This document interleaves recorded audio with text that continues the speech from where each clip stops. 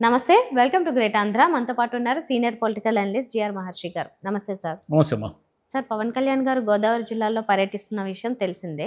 ఇందులో భాగంగానే కేసనపల్లిలో కొబ్బరి చెట్లు అవి కూడా బాగా నష్టపోతున్నాయి. అంటే లక్షలాది కొబ్బరి చెట్లన్నీ పాడైపోతున్నాయి సముద్ర జలాలతో. దీనికి సంబంధించి ఎటువంటి చర్యలు గత ప్రభుత్వం తీసుకోలేదు. మేమేమన్నా ఏదో ఒకటి చేస్తాము, బోర్డు వేసి క్యాబినెట్లో చర్చిస్తాము, ఇలాంటివేవో చెప్తున్నారు.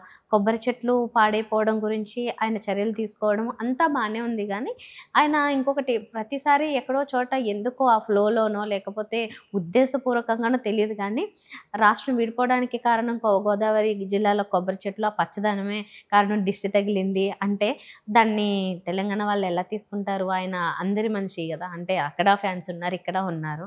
ఆయన అలా ఎందుకు నోరు జారుతున్నారు? ఆయనకు నోరు జారడం అనేది కొత్త ఏం కాదు కదా పవన్ కళ్యాణ్ గారికి. ఫ్లోలో ఏదంటే ఏదో మాడుతుంటారు ఆయన. మళ్ళీ ఏమంటే ఆయన చాలా పుస్తకాలు చదివాను నేను అంటూ ఉంటారు కదా. ఈ తెలంగాణ ఉద్యమం గురించి చదివారా లేదా అనేది క్వశ్చన్. రాష్ట్రం విడిపోవడానికి కోనసీమ పచ్చదనము, దిష్టి తగలడము ఇంకోటో కాదు. తెలంగాణ ప్రజల ఆకాంక్ష కొన్ని దశాబ్దాలుగా ఒక ఉద్యమానికి కీలకమయ్యి తెలంగాణ ఉద్యమం వల్ల రాష్ట్రం విడిపోయింది. అది పాయింట్.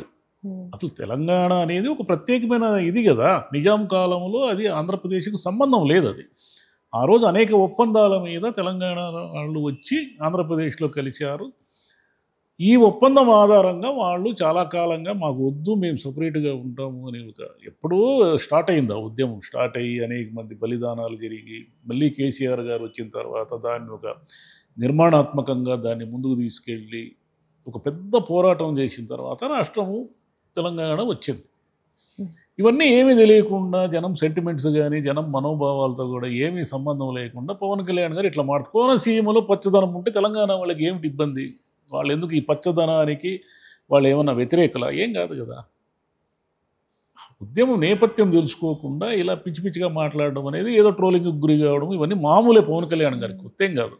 అది తెలుసుకోకుండా కూడా కాదు, అది తెలిసి ఉండొచ్చు. ఆ టైంకి ఆయన అది మర్చిపోయి అంతే అట్లా వాడుతున్నాడు. అది ఏ ఊరికి పోతే ఆ ఊర్లో ఈ ఊర్లో నేను పుట్టాను, ఈ ఊర్లో నేను చదువుకున్నాను, ఆ ఊర్లో నేను ఆడుకున్నాను ఇలా చెప్తారు కదా. నేను బందరోడిని అంటాడు, నేను విజయవాడని అంటాడు, నా కోనసీమ తెలుసు అంటారు. ఇలా ఆయనకి ఏదో సినిమా వాళ్ళంతా కూడా ఇట్లా మాడుతూ ఉంటారు. పూర్వం ఎన్టీఆర్ కాలంలో కూడా ఇట్లా మాటలు ఉండేటివి, కానీ ఆ రోజుల్లో ఈ వీడియో రికార్డింగ్లు ఇవన్నీ లేవు కాబట్టి తెలియదు. ఆయన కూడా ఒక్కొక్కసారి ఫ్లోలో నోరు జారేవాళ్ళు.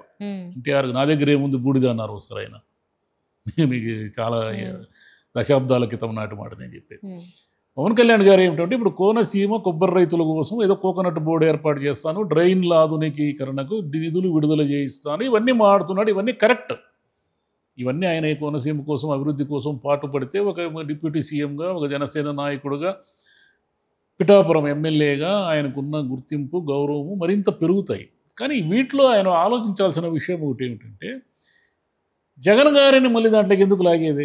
మీరు కోనసీమ అభివృద్ధి చేయండి, దాంట్లో ఏం తప్పేముంది? గత ప్రభుత్వం పట్టించుకోలేదు. గత ప్రభుత్వం పట్టించుకోకపోతే 18 నెలలు అయింది కదా మీరు వచ్చి. మీరేం చేస్తున్నారు? మీరు డిప్యూటీ సీఎంగా వచ్చారు కదా, 18 నెలల కాలం అంటే తక్కువేం కాదు కదా. ఇప్పుడు ఏదో వచ్చేసాము మేము కొబ్బరి రైతులకు ఏదో చేసేస్తాము అంటున్నారు. సరే మంచిది, చేయండి. గత సీఎంతో లాగా నా దగ్గర డబ్బులు లేవు అంటారు ఆయన. అసలు ఏమన్నా దానికి దీనికి ఏమైనా సంబంధం ఉందా? గత సీఎంతో డబ్బులు ఉన్నాయి లేదా మీ దగ్గర లేవు. ఒకవేళ మీ దగ్గర డబ్బులు ఉంటే కోకోనట్ బోర్డుకి మీరు డబ్బులు ఇచ్చేస్తారా? మీ సినిమా రెమ్యూనరేషన్లు ఎంతో తీసుకుంటారు కదా, ఆ డబ్బులన్నీ ఇచ్చేస్తారా కోకోనట్ బోర్డుకి, కొబ్బరి రైతులకి? ఇవ్వరు కదా. ఎవరు వాళ్ళ జోబుల్లో నుంచి ఎందుకు ఇస్తున్నారు? ఏ నాయకుడైనా జోబుల్లో నుంచి ఇస్తాడా?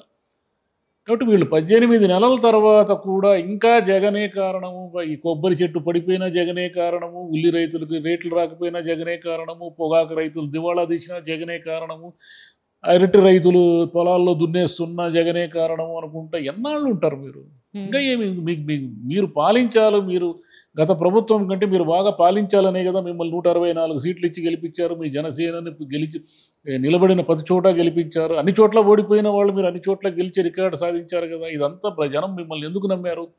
మీరు ఏదో చేస్తారని నమ్మారు కదా. మళ్ళీ ఇంకా జగన్ చేయలేదు, జగన్ లాగా నా దగ్గర డబ్బులు లేవు అనేది అదొకటి, కోనసీమకు దిష్టి తగిలింది అనేది, ఇట్లా ఆయన ఒక రేంజ్ డిప్యూటీ సీఎం అనే ఒక పదవిలో ఉంటూ సీఎం చంద్రబాబు నాయుడు గారి తర్వాత ఆయనే అంటే రాజ్యాంగబద్ధంగా పదవికి హక్కులు లేకపోయినా చూసేవాళ్లకు పవన్ కళ్యాణ్ గారు నంబర్ 2 అనే కదా అనుకుంటారు. మరి నంబర్ 2గా ఉన్న మీరు ఇట్లా ఏంటంటే అది మాడితే ఎట్లా? మీరు నేను సీఎం కాదు ఇవన్నీ నేను విన్నవిస్తాను అంటారు. మీరు వరాలు సీఎం ఇవ్వడానికి. తర్వాత మీరు సీఎం అంత టోళ్ళనే కదా మేము నమ్ముతున్నాము. నేను సీఎం కాదంటే మిమ్మల్ని ఎవరన్నారు సీఎం అని మేము అన్నామా? మీ సమస్యలు మీ దృష్టికి తీసుకుపోతే మీరు పరిష్కరించగలరు అంటే మిగతా మంత్రుల కంటే కూడా మీరు అబౌవ్ అంటే మామూలు మంత్రికి ఒక విషయం చెప్పేదానికంటే కూడా పవన్ కళ్యాణ్ గారికి చెప్పుకుంటే కొంత పని జరిగే అవకాశం ఉందని జనం నమ్ముతున్నారు. మీరు నేను సీఎం కాదు, నా దగ్గర డబ్బులు లేవు, నాకేం సంబంధం లేదు, ఇట్లా మాడితే ఎట్లా? ఇంకోటి సీఎం కాదు వరాలు ఇవ్వడానికి అన్నారు. ఇప్పుడు గతంలో కూడా మమ్మల్ని గెలిపిస్తే ఇది ఇస్తాం అది ఇస్తామని ముందు వరాలు అయితే ఇచ్చారు కానీ పని అయితే జరగట్లేదు మీరు కదా. ఎన్నికలప్పుడు అన్నీ చెప్పారు కదా. ఉమ్. ఒక ఆడబిడ్డ కష్టం వస్తే నేను వచ్చి వాలిపోతాను అన్నారు. ఎన్ని జరిగాయి? మీరు అప్పుడు ఆయన సీఎం కాదు కదా, వరాలు ఇచ్చారు కదా, ఏమేం చేస్తాను ఏం ప్రతిపక్షంలో ఉన్నప్పుడు మీరు ఏమైనా చెప్తారు, ఉమ్. అధికారంలో ఉన్నప్పుడు డబ్బులు అవసరమవుతాయి కాబట్టి అన్నిటికీ నేను సీఎం కాదు, నేను వరాలు ఇవ్వలేను, నేను విన్నవిస్తాను, నివేదికలు చూస్తాను అంటున్నారు.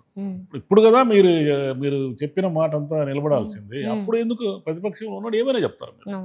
చేయించగలిగే సత్తా మీ దగ్గర ఉంది, చేయించడానికి ట్రై చేయాలి. కానీ ఇంకొకరిది అంటే నాది పూర్తి బాధ్యత కాదు, నేను కూడా ఎవరి మీద ఆధారపడ్డాను అంటే నా మీద పూర్తిగా ఆశలు పెట్టుకోకండి చెప్పడం. అది పవన్ కళ్యాణ్ గారు రైతుల మధ్య తిరిగి గ్రామాల్లో తిరిగి ఏదో చెయ్యాలని ప్రయత్నం చేస్తున్నారు. అక్కడ మనము ఆయన అప్రిషియేట్ చేయాలి. ఎందుకంటే గ్రామాలని రైతుల్ని ప్రభుత్వాలు జనరల్గా పట్టించుకోవు. ఉప ముఖ్యమంత్రిగా ఉండి ఆయన ఏదో ఉత్తరాంధ్ర తిరుగుతున్నాడు, ముఖ్యంగా పల్లెలే తిరుగుతున్నాడు, చిన్న చిన్న ఊర్లే తిరుగుతున్నాడు. ఆయన ఏదో పట్టణాలు తిరగకుండా పల్లెల్లో తిరిగి రైతులకు ఏదైనా కష్టం వస్తే దాన్ని పరిష్కరించేదానికి ఒక మాట అంటున్నాడు. అక్కడికి సంతోషమే. కానీ మాటలతో మాకు పని జరగదు కదా. మీరు డబ్బులు కావాలి, డబ్బులు ఇస్తే మీరు చెప్పినట్టు కోకోనట్ బోర్డు ఇచ్చి దానికి సంబంధించిన 1000 కోట్ల రూపాయలు ఇస్తే అప్పుడు దానికి ఉపయోగం. గతంలో వాళ్ళు పట్టించుకోలేదు వీళ్ళు పట్టించుకోలేదు అనేది అవన్నీ ఎక్స్క్యూజెస్ కాదు అది. అవును, యాక్చువల్లీ ఇప్పుడు ఆయన అక్కడికి వెళ్ళడం వల్ల కానీ లేకపోతే అసలు ఇలాంటిది ఒక సమస్య ఉందని అయితే చాలామందికి తెలియదు. నేనైతే ఇప్పటి వరకు వినలేదు. సో ఆయన వెళ్ళడం మంచిదే, ఆ సమస్య ఉందని తెలియడం మంచిదే, వాళ్ళకి హెల్ప్ అవుతుంది. కాకపోతే ఆయన సీరియస్గా తీసుకుని సుగాలి ప్రీతి ఇలా వదిలేకుండా ఇలా కొన్ని పట్టించుకున్నారులేండి, ఉద్దానమనో ఇంకోటనో అలా పట్టించుకుని దీన్ని సీరియస్గా తీసుకుని అది కంప్లీట్ అయితే కనుక మరి బోర్డు ఏర్పాటు చేసి దాన్ని నిజంగా సముద్ర జలాలతో పాడైతే దాన్ని ఏ విధంగా అరికట్టాలి ఏంటనేది వాళ్ళ దగ్గర ప్లాన్స్ ఉంటే మంచిదే, ఆ పని జరుగుతుంది అనుకుంటే 1 సంవత్సరం కాకపోతే 2 సంవత్సరాలు పట్టినా పూర్తిగా పనే వాళ్ళకి నష్టం లేకుండా అయిపోతే అది మంచిదే. సో తీసుకున్న ఏ ఇష్యూ అయినా వాళ్ళు సాల్వ్ చేసేసారనుకోండి, ఆయన మీద ఒక నమ్మకం ఉంటుంది. అదే ఆయన పార్టీకి కూడా రేపు బలం. ఆయన ఏదో చంద్రబాబు నాయుడుతో పదవి కోసం కలిసిపోయాడు అని అపవాదు నుంచి ఆయన బయటపడాలంటే ఈ 5 ఏళ్ళు పవన్ కళ్యాణ్ గారి వల్ల ఆంధ్రప్రదేశ్లో ఈ పనులు జరిగాయి అని 29 నాటి ఎన్నికలకు వాళ్ళు సగర్వంగా చెప్పుకోగలిగితే అప్పుడు ఆయనకి వెయిట్ పెరుగుతుంది. లేదంటే ఈయన కూడా ఇంతే ఏదో 5 ఏళ్ళు పదవి అనుభవించాడు, హెలికాప్టర్లో తిరిగాడు, విమానాల్లో తిరిగాడు, వీళ్ళకి నోటికి వచ్చిన హామీలు ఇచ్చాడు, 5 ఏళ్ళ తర్వాత ఏమీ లేదు, జీరో అనే మాట తెచ్చుకున్నాడు అనుకోండి. 29లో దాని ఫలితం చాలా ఘోరంగా ఉంటుంది ఆయనకి. Right, okay. ఒకటి ఏంటంటే ఇందులో జరిగిన మంచి చెడు ఫైనల్గా మాట్లాడుకుంటే ఆయన ఆ అంశాన్ని తీసుకోవడము, మాట్లాడడము, చెప్పడము, దానికి బోర్డు ఏర్పాటు చేస్తా అనడము, క్యాబినెట్లో చర్చిస్తా అనడం ఇవన్నీ బాగానే ఉన్నాయి. కానీ దానికి దిష్టి తగలదండం, లేకపోతే తెలంగాణలో దిష్టి తగిలిందనడం, ఇవన్నీ అయితే కామెడీ అయిపోయాయి. సో ఇలాంటి బ్యాలెన్స్ చేసుకుని మాట్లాడితే బాగుంది. సినిమా వాళ్ళు కదా, వాళ్ళకి బ్యాలెన్స్ ఉండదు, చాలా కష్టం, బ్యాలెన్స్ చేసుకోలేరు వాళ్ళు. ఎందుకంటే ఎమోషన్స్తో వాళ్ళ జీవితం ముడిపడి ఉంటుంది. కెమెరా ఆన్ చేయంగానే ఆయన ఒక తండ్రిలాగో, ప్రేమికుడిలాగానో, కొడుకులాగానో, భర్తలాగానో రకరకాలుగా యాక్ట్ చేశాడు ఇన్నేళ్ళు. కాబట్టి ఈ ఎమోషన్స్ ఉంటాయి వాళ్ళకి, వాళ్ళు బ్యాలెన్స్ చేసుకొని మాట్లాడలేరు, వాళ్ళ చేత కాదు అది. Thank you.